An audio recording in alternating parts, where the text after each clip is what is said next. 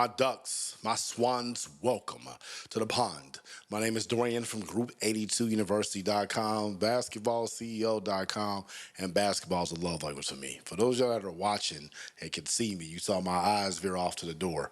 When you have a 4-year-old and you recording podcasts, you got to make sure that you in the clear. I just heard her get up, so that means I'm on a limit.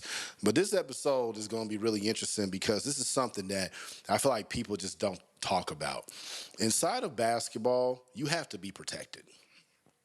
And what I mean by that is if you just come into basketball working, playing as just a free agent, someone who people don't really know, they aren't invested in, whether it's love or resources or their livelihood, unless your talent is just on LeBron type level, it's going to be very difficult for you to move along if you don't have a basketball family.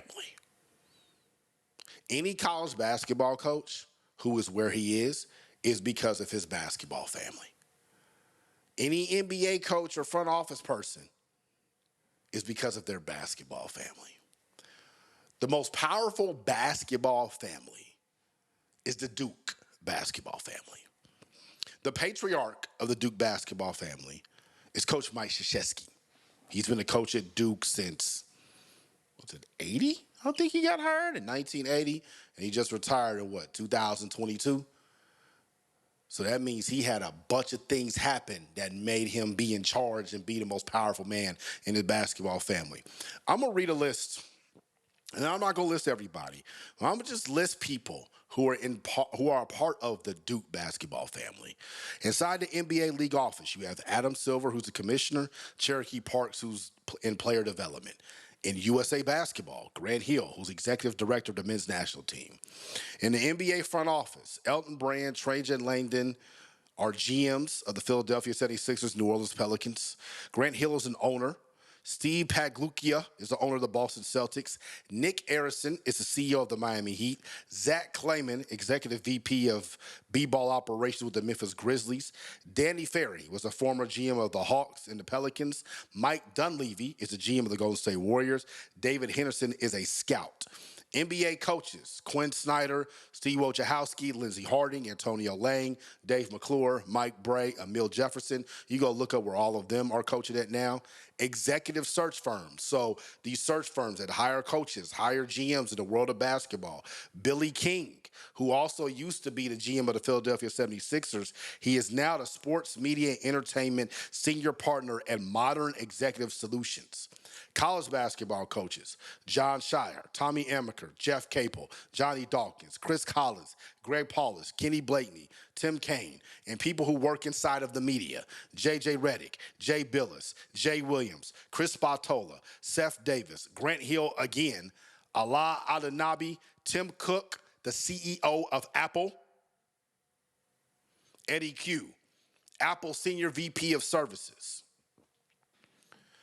That's an extremely powerful group of people that can get practically anything done in the world of basketball. And they all are Duke grads. And they all are connected to the Duke basketball team, either through players, as a coach. Lindsey Harding, she played at Duke on the women's side. And Tim Cook, he graduated from Duke. Got his MBA from there, if I'm not mistaken. Because of this, Coach K can do whatever he wants. And I'm not saying that he abuses power, because I don't think he does. But you have to understand that if you're someone who's trying to work in this business, what you're up against. And when you come across somebody that's inside of that Duke basketball family, they have all this reinforcement behind them. It's the same with somebody in Villanova family or the UCLA family or the LeBron James basketball family. You have to find you some sort of basketball family that you can get attached to, because if not, just like my story about how I got hired on at Montverde Academy, the reason that I didn't get on at UCF as a graduate assistant like I was supposed to is because I had no basketball family. J.P. Clark clearly had a basketball family. He was protected. So how does one develop a basketball family? Well, the first thing you need to do, you need to get attached to a basketball patriarch that's making moves. And this is kind of a difficult thing to navigate, right? How do you know who's making moves? Well, you need to look at whoever is running the program that you are a part of. How long has he been running that program? What's been the success with that program? How did he get this job? Who did he mentor under? Where has he put assistant coaches in other places? Where has he put managers and director of ops in other places? Where did he come from? Did he get demoted? Was he someone like, and I'm going to just use Tommy Amaker as an example, is he someone that was coaching at the University of Michigan? And then his next job after that as a head coach was at Harvard? That's essentially a demotion, but it's actually a better fit for Tommy than what Michigan was looking for. Is he somebody who's on the downswing, or is he someone that's on the upward swing? And how does he treat you? How does he feel about you? You're busting your tail to be a part of this basketball family. Is he going to make sure that you're going to get a job somewhere else? How many former players are working for his former assistants? How many of his former assistants talk about him in interviews? How many times do you see them play each other? Because that's something that happens too. If I'm a head coach and you're my top assistant and you go get a job somewhere else, the first thing that we do is our ADs get on the phone or our director of ops get on the phone and we schedule a game. That way both schools can get paid. And that's something that happens whether you have a great relationship with that assistant or not. But that shows the strength of a basketball family. How many people can he pick up and call? And when he calls, they answer on the first ring. The reason Bob Knight was able to be the petulant child that he was is because he had an extremely strong basketball family.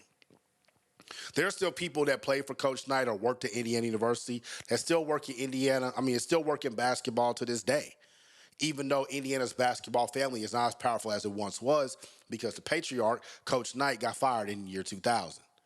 And you see that across the board. North Carolina's basketball family was extremely powerful with Dean Smith and still had it with Roy Williams. But as things started to die down and North Carolina was not producing pros at the level that they once were, and now Hubert Davis is taking over the program, it's taking him some time to get his footing underneath, that basketball family has withered.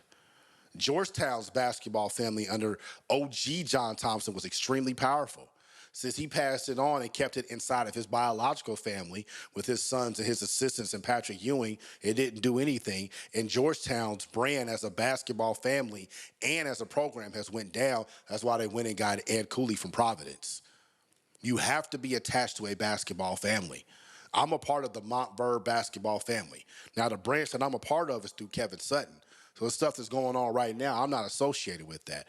But I did leave a mark on my program, and I do have access to Montverde if I needed that. And that's something that nobody can take away from me.